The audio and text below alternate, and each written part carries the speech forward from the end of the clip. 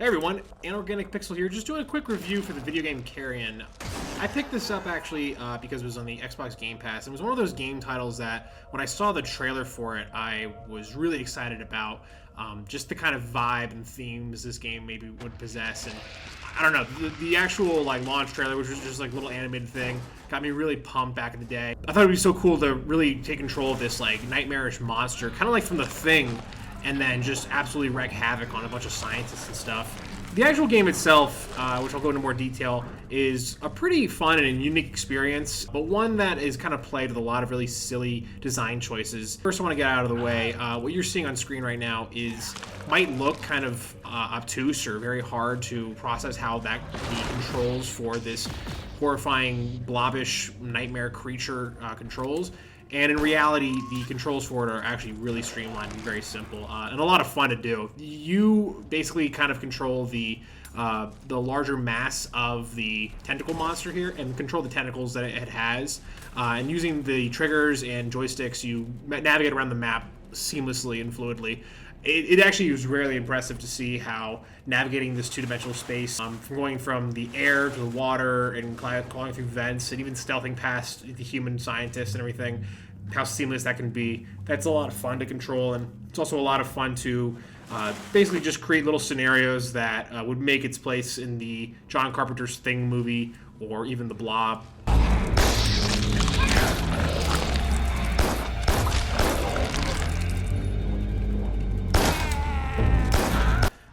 The music also is a really nice touch. It really matches the mood of being this horrifying monster in this like dark, cruel, and Kafka-esque like kind of scientist building. You really get a sense that you're like almost like in an SCP containment unit, and you've broken out. Yeah, the music really adds to that. It often mixes elements of industrial music and soundscapes, and it really gives you that sense of dread as you sneak around and rip through and navigate the areas, destroying the humans and also the environment that they embody.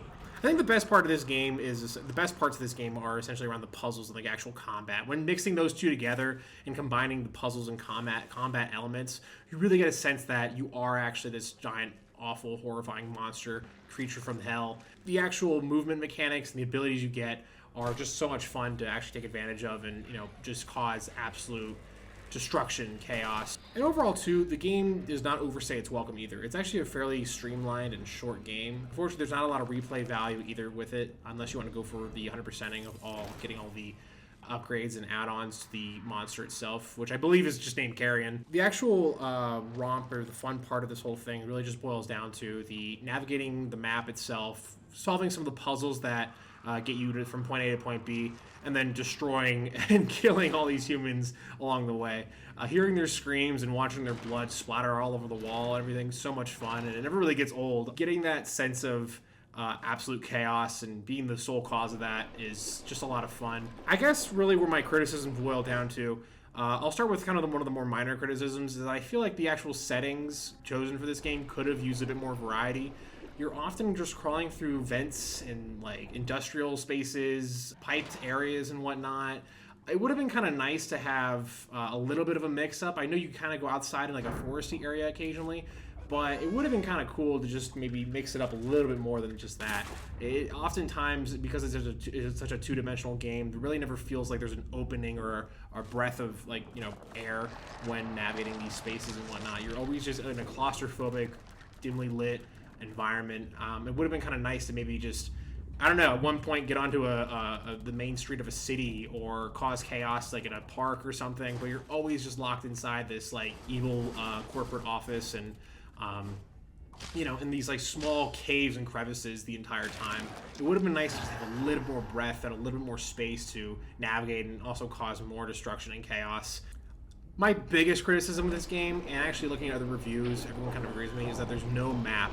You're oftentimes just traveling and backtracking to multiple spaces and places within the actual game itself, trying to figure out where the hell you're going. It's really one of those where the hell am I, what the fuck's going on kind of games, which can get a little tedious at times. There were times when I was just playing and getting footage for this where for like 10, 30 minutes I was just lost, had no idea where to go, and I was going through similar vents and crawl spaces that really had no differentiation or points of interest that made it easier to navigate through.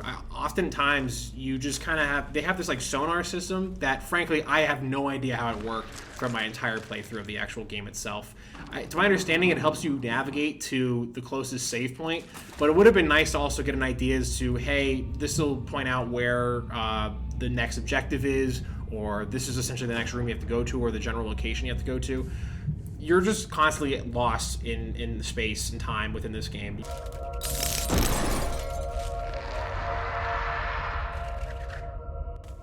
Overall, this is a fairly short. There are some collectibles to get. Essentially, there's like 9 upgrades that Carrion can build and collect to become stronger and more vicious. But to be honest with you, once you gather all of those collectibles and everything, you've basically beaten the whole game, and there's nothing left to really, use those upgrades on. Because at that point, you've probably killed all the enemies in this game, which is kind of cool because they all stay dead. They don't respawn ever. So you really get the sense that you've been to an area and that you've truly caused this destruction and mayhem. But once you get all the upgrades and everything, Carrion's at his like fullest capacity. I'm calling it a he. Could be a they, them. I have no idea. But once Carrion's at its fullest capacity and it's fully charged and ready to go, the game's pretty much over. There's nothing left to kill. There's nothing left to destroy. You've basically seen the whole game itself. So it almost begs the question, like, why even have this fully upgraded monster? I guess there is the DLC that exists where basically you can then play in that space of being fully upgraded. But to be honest with you, by the time the experience is over, you're kind of done with the actual feeling of what this game brings to the table, and there's really not a whole lot more to go for. There's not really a new game plus mode. There's not like challenge maps or anything like that. Really, all you have is just the single player experience, which is fun and a great romp to get through, but there's really nothing left that keeps you coming back for more or wanting to replay it, unless you're speedrunning it, I guess. And to be transparent too, I liked this game a lot. I thought it was a lot of fun for a Game Pass download, but to be honest with you, for $20, that's a little steep for this experience, for how short it is and also how kind of simplistic it is.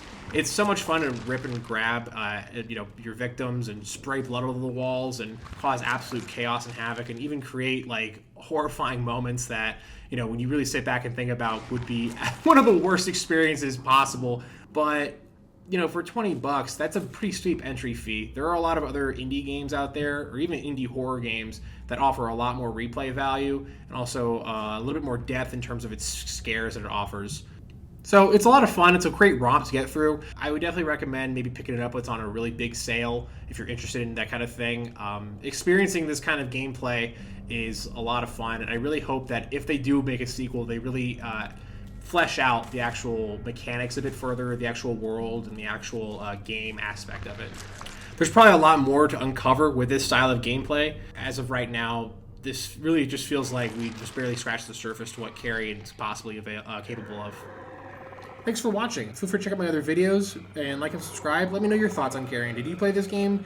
Did you like it? What do you think of this video? Do you think I smell bad? All right, bye.